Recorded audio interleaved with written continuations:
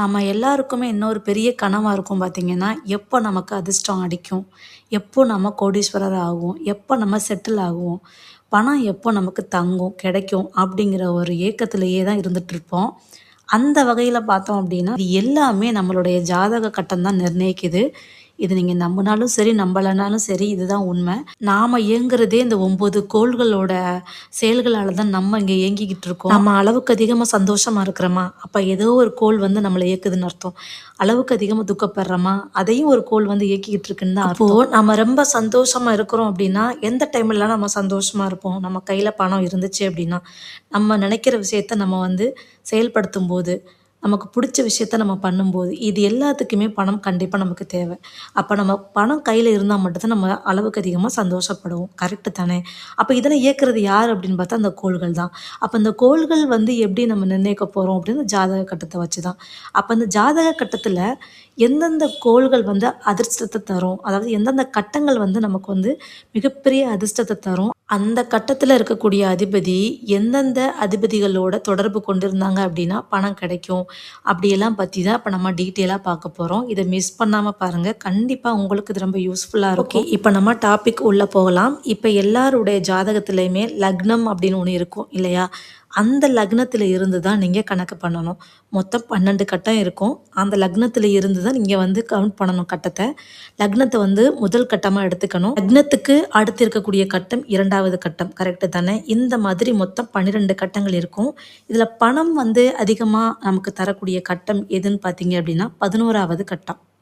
ஜாதக கட்டத்துல 11வது இடத்த தான் நம்ம என்ன சொல்றோம்னா, பெரும் பணம் அப்படின்னு சொல்லுவோம். 2வது கட்டத்த வந்து சேமிப்பு. அதாவது நம்ம வருமானத்த குறிக்கக்கூடிய கட்டம். வருமானம் பார்த்தாலும் நமக்கு பணம் கிடைக்கும். கரெக்ட்டு தானே? அத சேமிச்சு வச்சிருந்தா மட்டும் தான் பெரும் பணம் கிடைக்கும். அப்ப வருமானம்ன்றது உங்களுக்கு ஒரு மாச சம்பளமா இருக்கலாம், நாள் சம்பளமா இருக்கலாம். அது நமக்கு குறுகிய ஒரு தொகைய தான் குடுக்கும். அத நம்ம சேமிச்சு, சேமிச்சு வைக்கும்போது நமக்கு ஒரு பெரும் பணத்த குடுக்கும் இல்லையா? அந்த பெரும் பணத்தை குறிக்கக்கூடியது தான் 11வது கட்டம். அப்ப சிறு பணத்தை குறிக்கக்கூடியது 2வது கட்டம். இது 2மே பணம் வரும் ஸ்தானங்கள் அப்படின்னு சொல்லுவாங்க. இந்த 2 கட்டத்தோட அதிபதிகள் வந்து ஒண்ணோட ஒண்ணு லிங்க்ல இருந்தா, அதாவது தொடர்பு கொண்டிருந்தாங்க அப்படின்னா, கண்டிப்பா ஒரு பெரும் பணம் உங்களுக்கு கிடைக்க போகுதுன்னு அர்த்தம். இது முதல் ஸ்டெப்பு. அது மட்டும் இல்லாம, இது ஒரு நிலையான பணவரவு வந்து குடுக்குதுன்னு அர்த்தம். அடுத்ததா 9வது அதிபதி இருக்கிறார்ல, அதாவது 9வது கட்டத்துல இருக்கக்கூடிய அதிபதியும், 11வது கட்டத்துல இருக்கக்கூடிய அதிபதியும் சேர்ந்தாங்க அப்படின்னா, திடீர் செல்வம். அதத்தான் அதிர்ஷ்டம் அப்படின்னு சொல்லுவாங்க. இந்த 12 கட்டத்துல 9வது கட்டம் தான் அதிர்ஷ்டம் அப்படின்னு நம்ம சொல்லுவோம். அந்த அதிபதி வந்து 11வது கட்டத்தோட அதிபதியோட சேர்ந்து இருந்தாங்க அப்படின்னா, ஒரு திடீர் அதிர்ஷ்டம் வந்து நமக்கு கிடைக்கும். அது மட்டும் இல்லாம, அந்த 9வது பாவ அதிபதி வந்து 11வது பாவத்துல, அதாவது அந்த கட்டத்துக்குள்ள இருந்தாலோ, இல்ல அந்த 11வது பாவ அதிபதியோட தொடர்பு இருந்தாலோ, எதிர்பாராத லாபம் கிடைக்கும். எக்ஸாம்பிளுக்கு சொல்லணும் அப்டின்னா, லாட்டரி அடிக்கிறது இந்த மாதிரியெல்லாம்.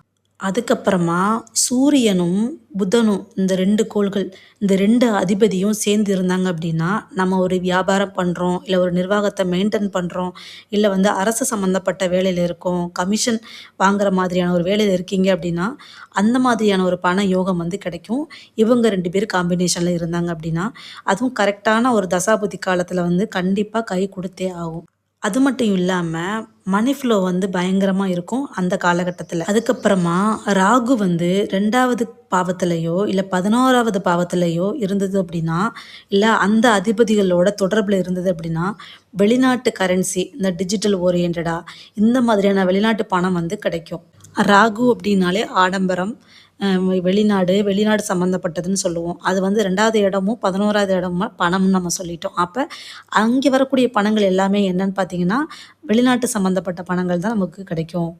ஆனா, சில நேரத்தில பார்த்தீங்க அப்டின்னா, நல்ல தசாபுத்தி காலம் போய்க்கிட்டு இருக்கும். ஆனா, பண வரவே இருக்காது. காரணம் என்னன்னு பார்த்தீங்க அப்டின்னா, அந்த பணம் கொடுக்கக்கூடிய ஸ்தானங்கள் 2, 11, 9 இந்த 6, 10 இது எல்லாமே பார்த்தீங்க அப்டின்னா, பலம் குறைஞ்சு இருக்கும்.